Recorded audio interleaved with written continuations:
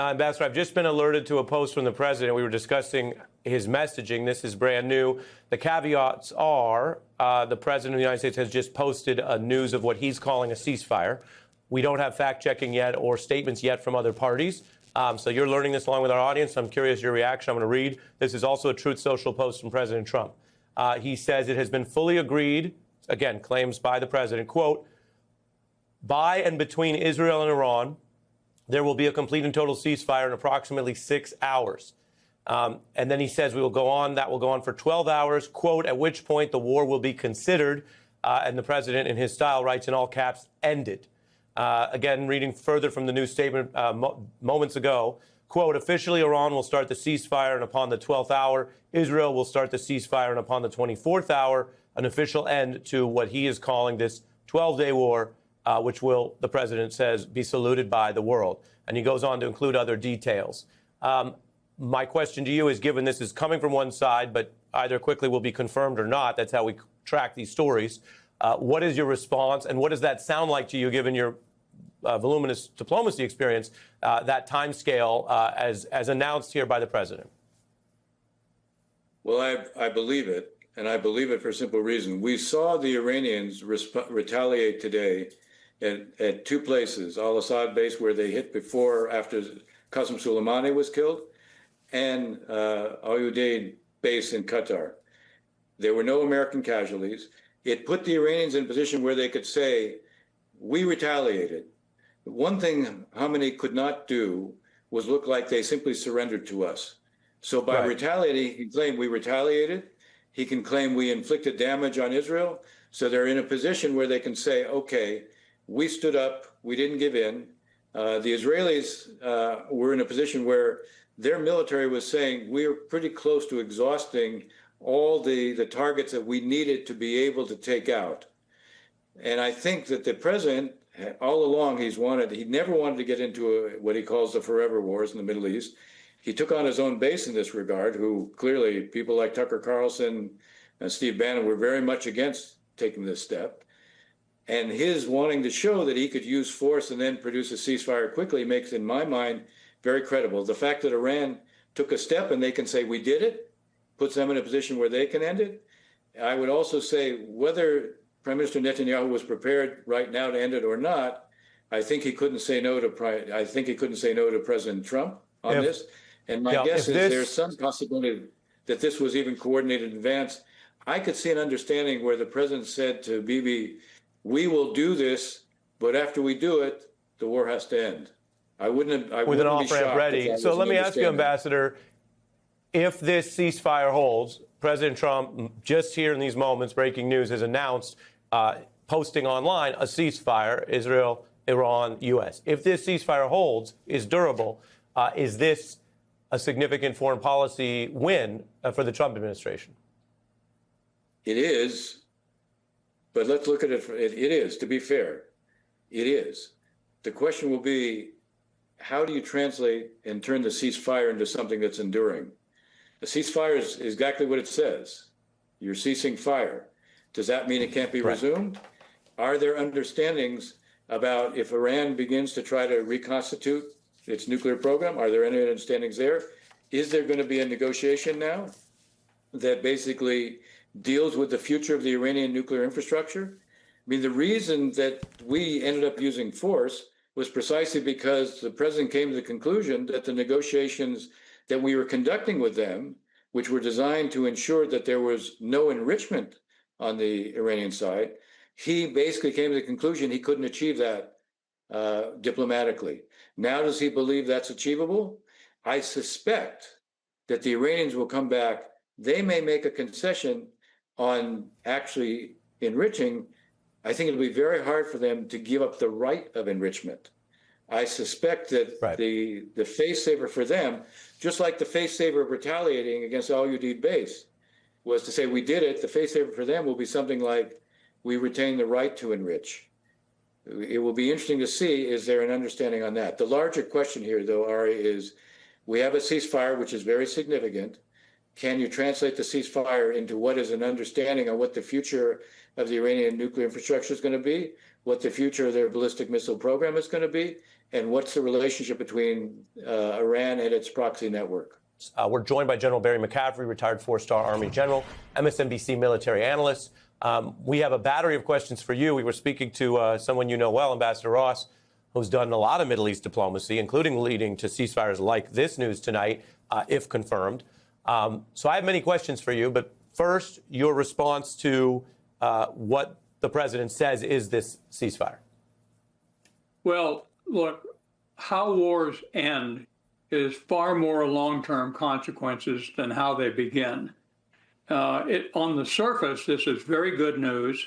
It's an appropriate time to stop shooting. The Iranians are at the bottom of a barrel. They have no good options, military or political. They have no allies. Most of their population despises the theocratic regime. The Israelis are tearing apart their leadership, both political and military and scientific. So they've got to get off stage. The Israelis are running out of high-tech munitions. They want to stop it. President Trump clearly does not want the war to continue. So the big question, as Ambassador Ross says, is how do we translate that into some political long-term good? How do you get them back to the table and negotiate? And how do you get them to sign a renunciation of seeking a nuclear weapon? How do you get them to say after 46 years, don't dedicate your national purpose to eliminating Israel? And if all that happens, and there's good possibility it will come out that way, then this has been an enormous change for the better in the Middle East and for U.S. national security. Really interesting to get your, again, first order reaction to that. On the framework, we were just covering how Ambassador Ross, yourself say this sounds, if durable, like an important, significant step for the United States under the Trump administration, as was apparently the effect of bombing. At the same time, I'm quoting from the president's post on Truth Social, where he recently posted about regime change, and within hours, top people, including the Pentagon chief, were saying no, the opposite, retracting what he posted on Truth Social. Now, in detail, this sounds different. But with that in mind, I want to read to you more of the details, get your background experience on what this sounds like. Regime change is two words. You can throw it out and take it back. This has a level of detail where the president announces that basically 6 hours from now, this would begin. For 12 hours, it will go. And if it holds, it would then be ended. This is a rather lengthy post. I'm going to read the highlights. Officially, I'm reading from this quote, Iran will start the ceasefire, and upon the 12th hour, Israel will start the ceasefire, and upon the 24th hour, that would be the end to the war. So does that timeline sound like other agreements you've seen? What is your reaction to what is a lengthy statement and the details here, which for veracity at least sounds more cooked, more fully baked than some of the Truth Social posts that have recently been walked back? Yeah, well, it sounds like very good news. It sounds like both sides actually will turn the key and stop killing each other. Iran has a lot to lose and a lot to gain. Their economy is in a shambles. Their leadership, a lot of them have been killed in the last few days, few weeks. They are under economic constraints that are asphyxiating their economy. No one's going to come to their aid, not the Chinese, not the Russians. The Sunni Arab countries, principally Gulf Coast states, Saudi Arabia, Egypt, and Jordan, despise them, fear them, and want that nuclear program ended. So I think that the challenge will be this place is an abhorrent, repressive regime. Since 7 October, the demented attack on Israel, it has suffered the loss of most of its leverage. But it's got 46 years of history of hating the existence of Israel and the United States. So there's a long way to go, but this is very good news. And a lot of it, to be blunt, is the product of this daring, largely decisive strike by the United States on 3 nuclear sites. We should not underestimate the fact that this was a multi-billion-dollar, 30-year effort that has been set back substantially. Now, we also got to recognize they took their 900 pounds of 60% enriched HEU and moved it. We ought to assume that's the case. So they won't be out of the nuclear game until there are international inspectors on the ground verifying a signed treaty. You referenced the U.S. action. We're following breaking news of the United States through President Trump online announcing the ceasefire between these two countries. And Israel has been in the thick of it with a lot of the conflict since the October attacks. But this is the announcement between these two. Tell us in plain English, given your military experience, what it means for the U.S. to broker this and announce this in the wake of bombing Iran.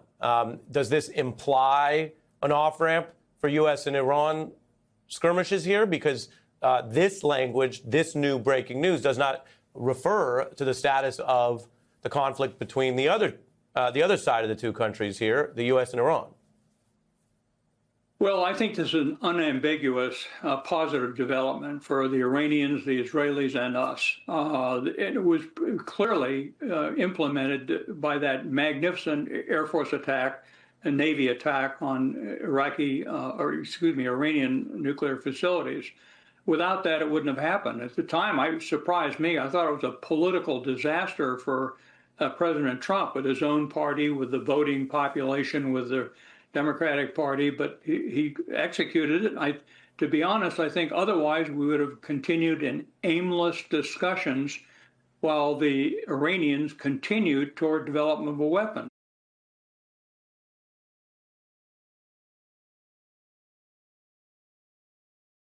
This is a very delicate situation in terms of what is actually going to stop and what are going to be the arrangements and what's going to happen if there's any type of violation or perceived violation. One of the questions I have is whether or not Iran's command and control system still is tight, and whether or not there's going to be any type of sort of rogue actions that it might be taken on behalf of the Iranian people. And so I think we really have to still wait to hear from both Iran and Israel, the main protagonists in this conflict, about whether or not a ceasefire really is going to be put in place and whether or not it will hold.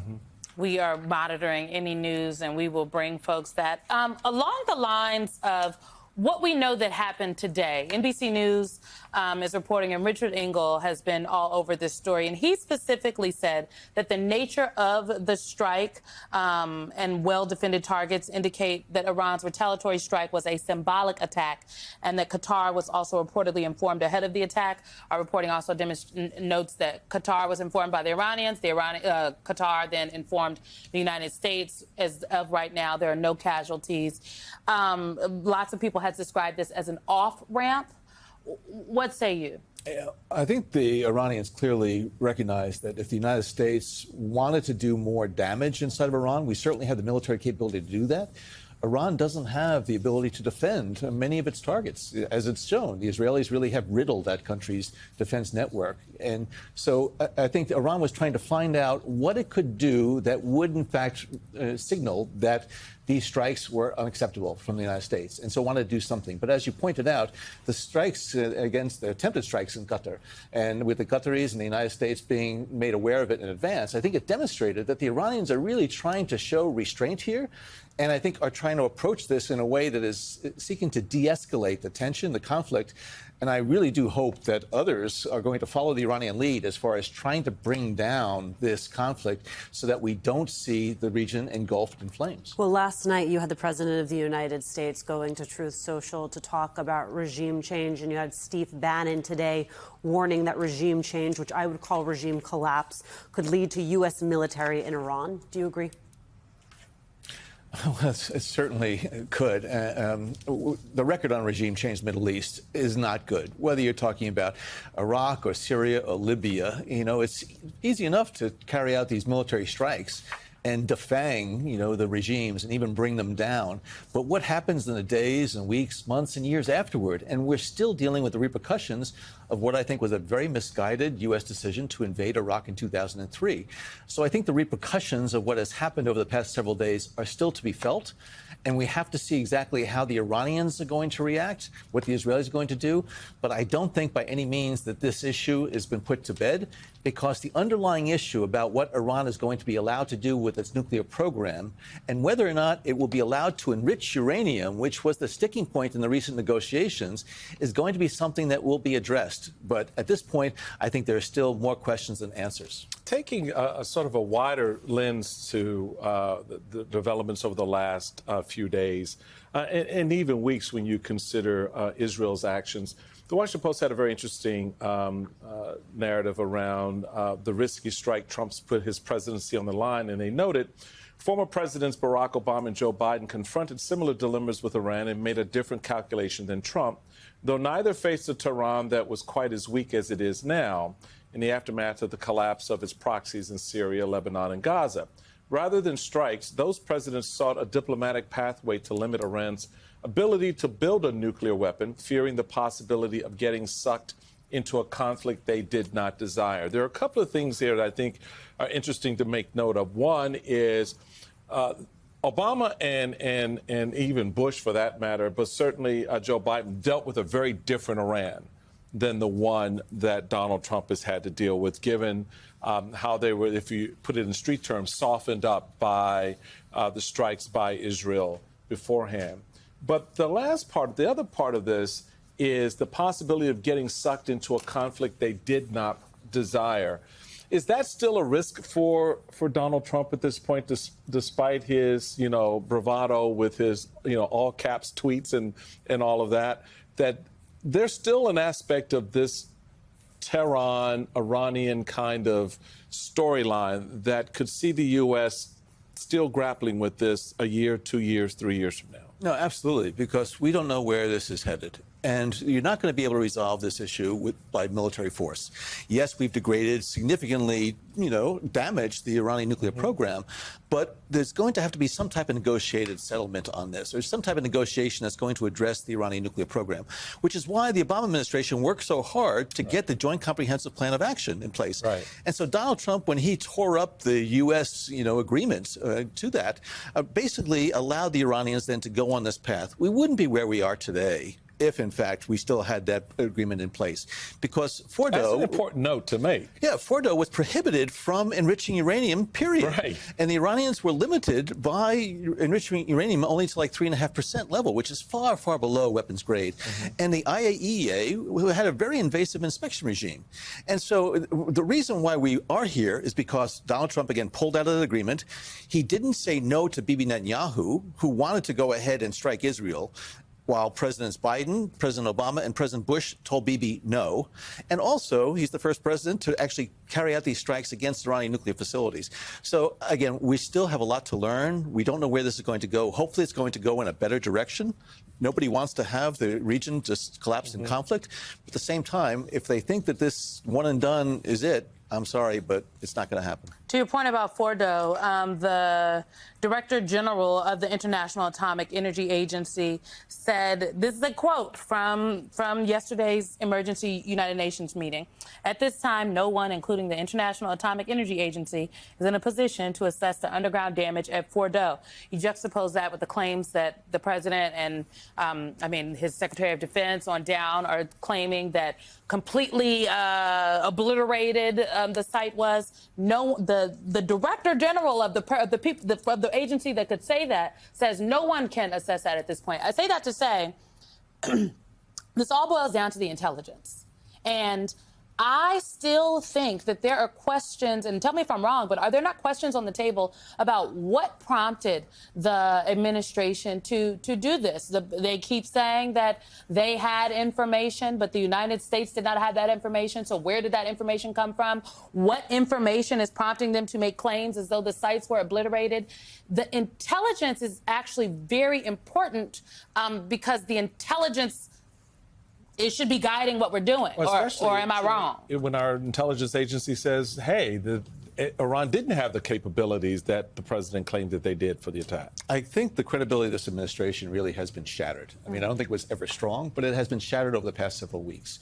The U.S. intelligence community, by all accounts, still assesses that Iran has not restarted their nuclear weapons program, which they suspended in 2003.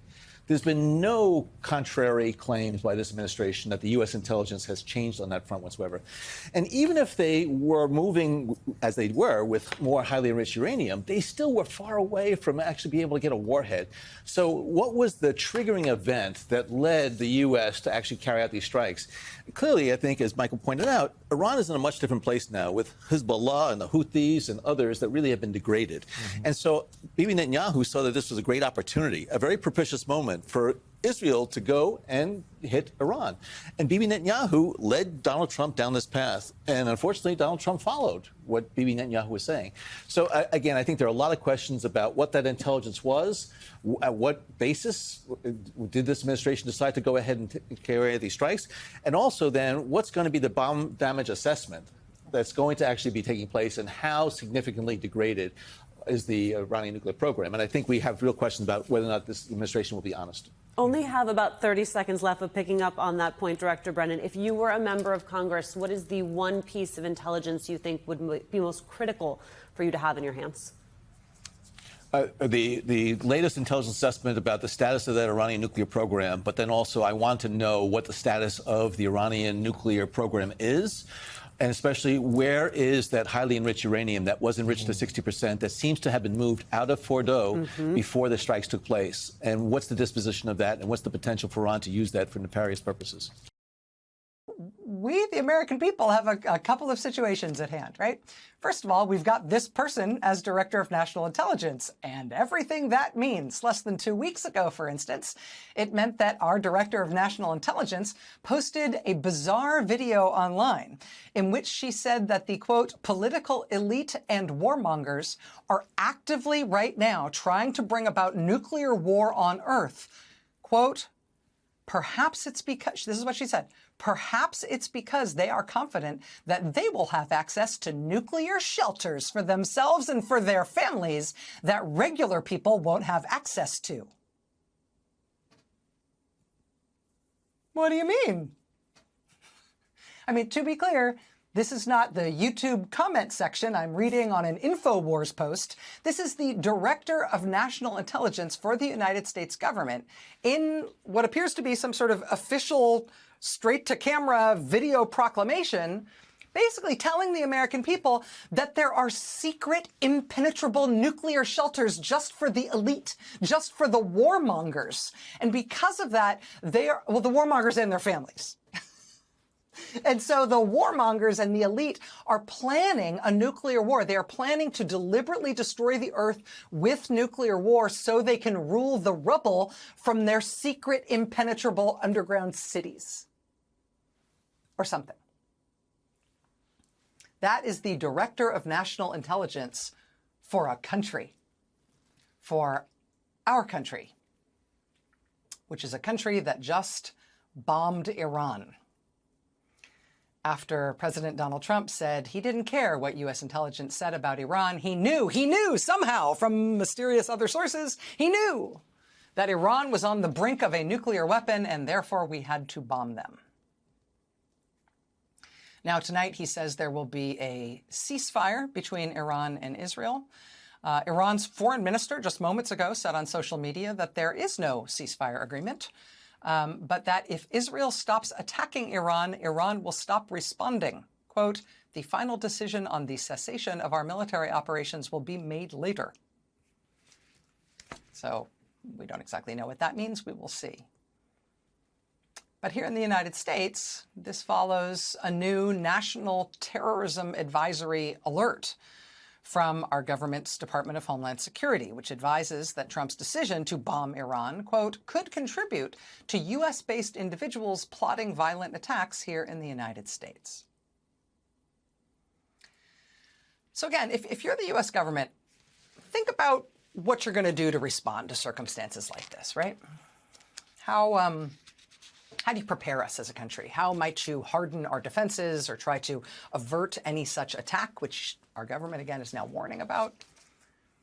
Well, again, it depends on who is running the U.S. government. And in the case of President Donald Trump, the way he has been preparing the government for this eventuality is by forcing out the head of the National Security Branch at the FBI, Don't worry, though, there's also a national security division at the Department of Justice. Well, Trump demoted the acting head of the National Security Division at the Department of Justice, apparently because that acting chief didn't move quickly enough after the inauguration to take down the picture of President Biden and put up the picture of President Trump.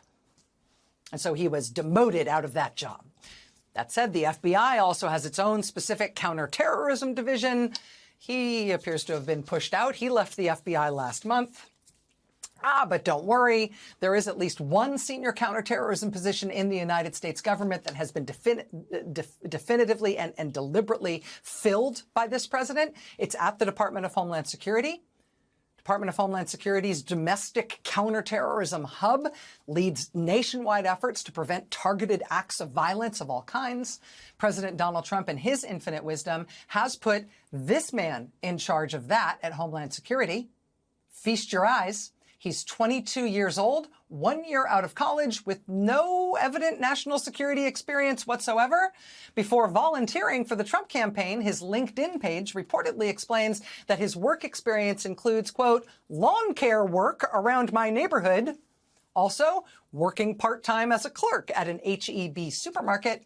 He also apparently once had an internship at the Heritage Foundation, and according to a recent ProPublica profile of this young man, again, who is Donald Trump's best guess at who would make a good counterterrorism chief for the United States government at this moment in time, according to ProPublica, quote, the bulk of his leadership experience comes from having served as Secretary General of a model United Nations club in school.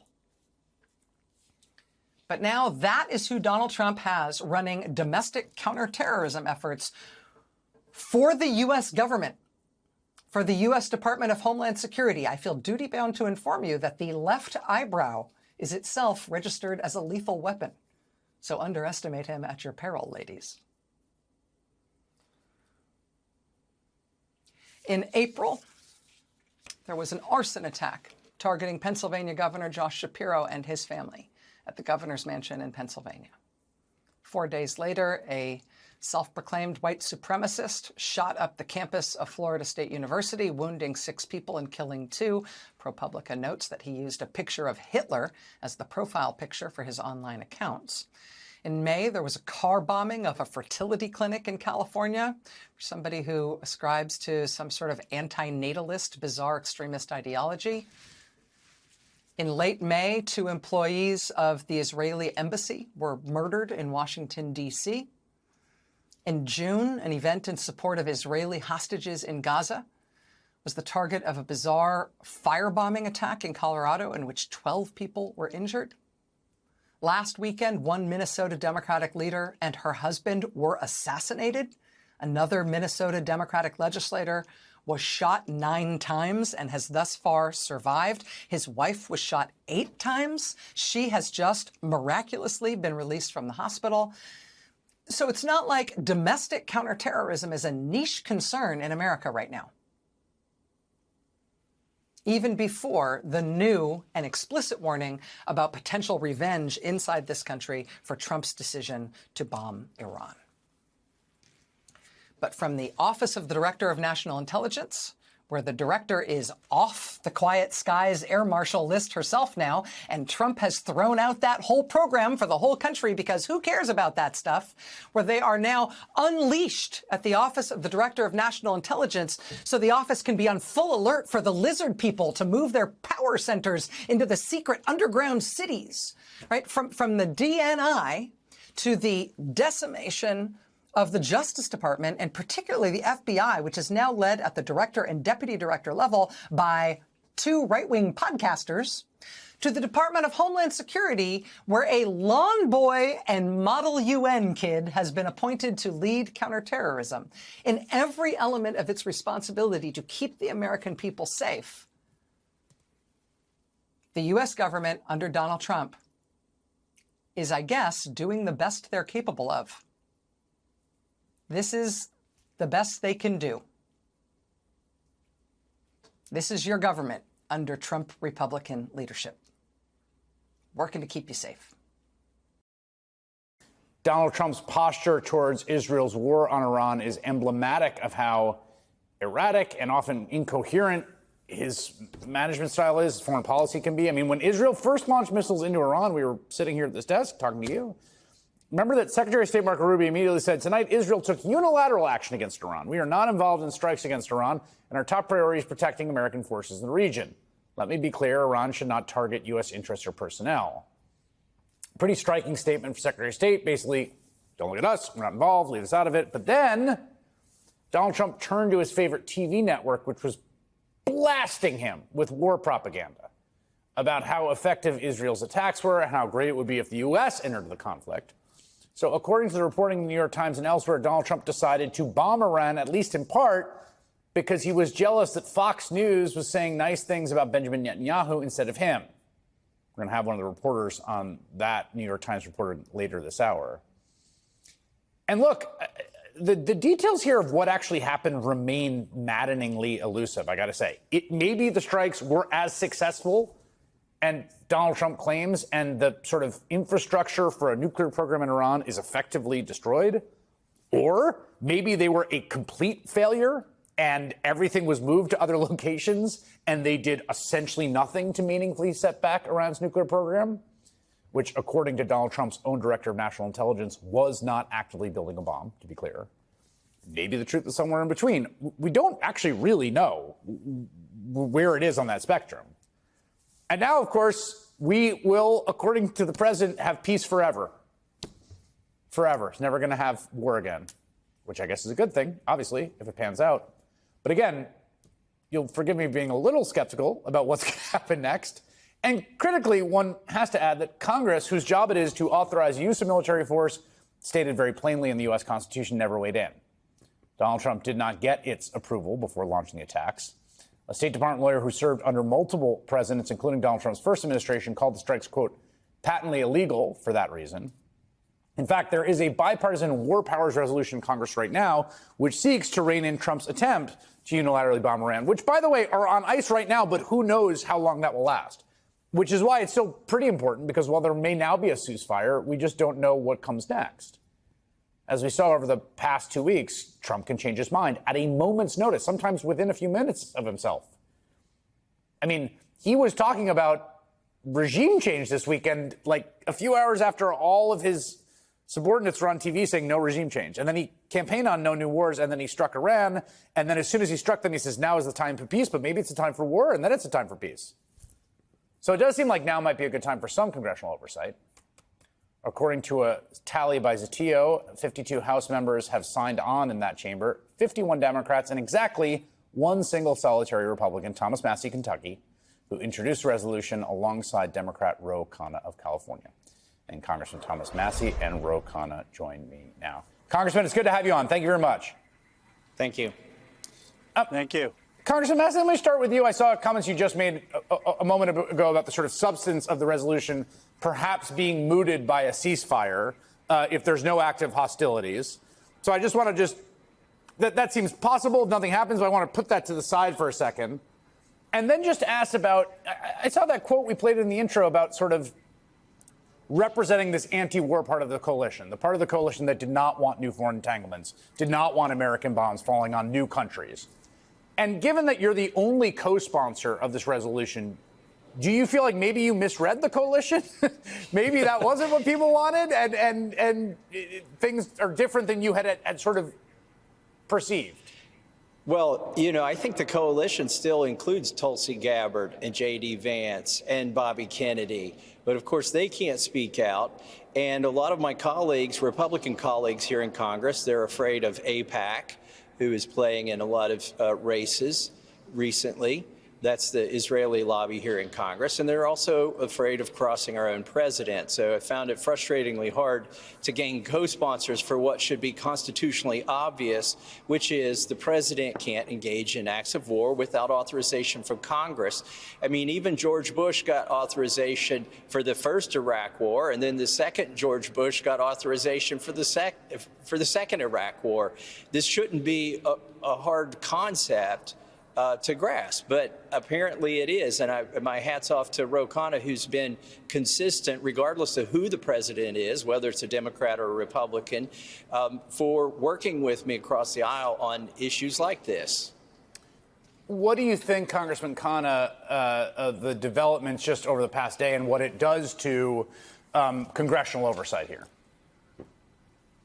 Well, first, let me just say bluntly, Thomas Massie is a profile in courage. I mean, just yesterday, Donald Trump announced that the senior people who ran his presidential campaign are going to establish a super PAC to try to get Massie out of his seat. Now, Massie has beaten back these primary challenges before, but why is he doing that? The reason he's doing that is not just because of vindictiveness against Representative Massie. It's because he saw that people in the Congress were willing to sign on to the War Powers Resolution, that his own base, Republicans, were questioning the strikes, that the oil prices could be spiking. And if it weren't for what Massie did, if it weren't for voices on both the left and the right, I don't think that Trump would get into this position of trying to stop the war. So I appreciate his leadership. Now, we have to wait and see. If there's a ceasefire, that's great. And let's see if it holds. If it doesn't hold, then we're ready to have a vote on the War Power Resolution.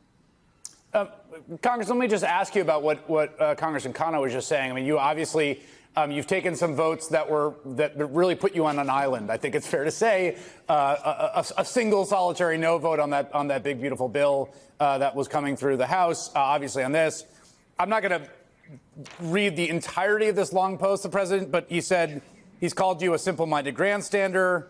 MAGA doesn't know him, doesn't like him, that you think it's a good idea that Iran have the highest nuclear level weapon while at the same time yelling death to America, that you're disrespectful to our great military, that you're a pathetic loser and the like. What do you think of that? Well, I tweeted his message to me and I said, the president's declared war against me so much, I think he needs an act of Congress to validate this. I saw that. Sassy with Massey was the hashtag. In some sense, I have the Trump antibodies, and I do want to point out that this ceasefire so far doesn't mention anything about what our bombing of Iran was predicated on, which is destroying a so-called nuclear program. Well, does this mean that Trump's a party to the ceasefire? He says that Iran and Israel are. I hope the United States is as well, because if it's not, we're going to have to push this through Congress. Well, that isn't, you know what, Congressman Massey, I will say it, you make an excellent point. Congressman Khanna, that's part of what I'm on air right now. We're trying to process this, and it's kind of hard to have a take because I don't know what we're looking at, right? It's just totally unclear to me what did the bombs do? What has been agreed to? What are the terms of the ceasefire? Is the U.S. a party? Do you feel like you have eyes into this?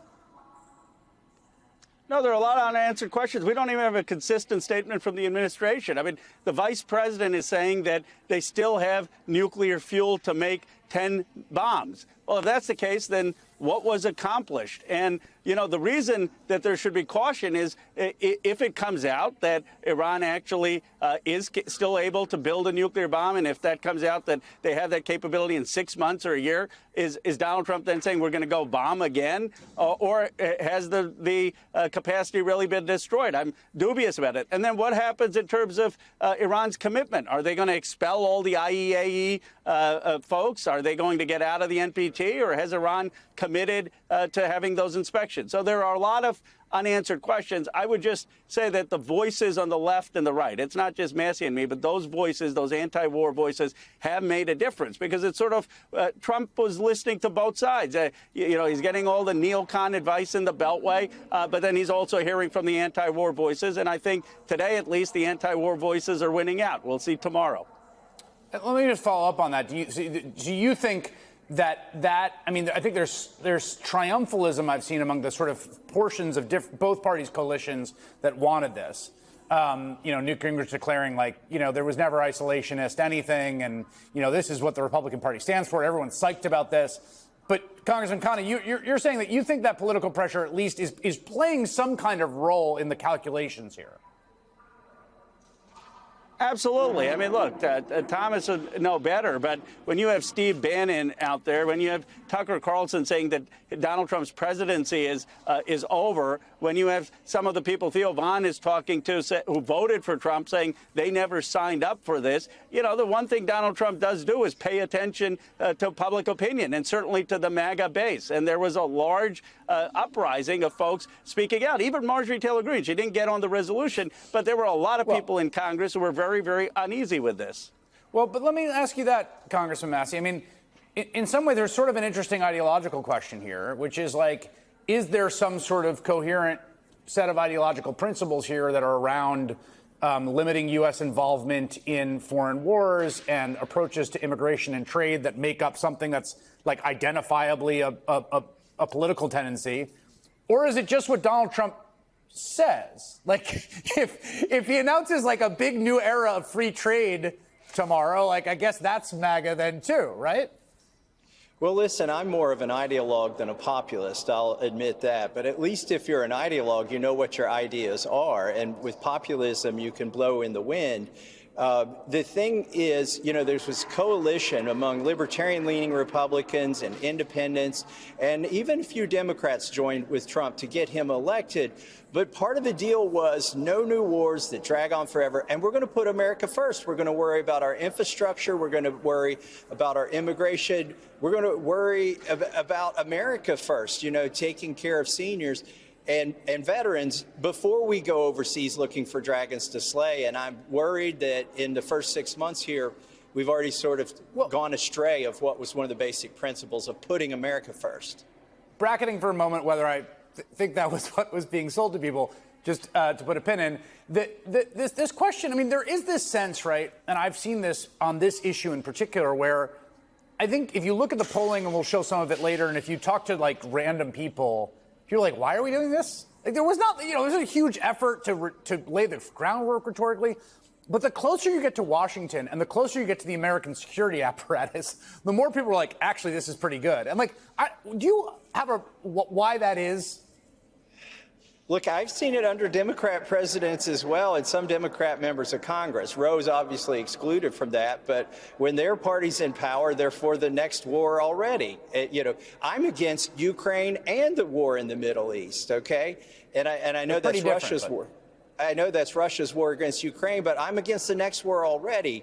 And it's just, at least, you know, there are a few people here who are consistent and don't sway in the wind when it's your president or somebody else's president. And I'm just trying to be consistent here in this case.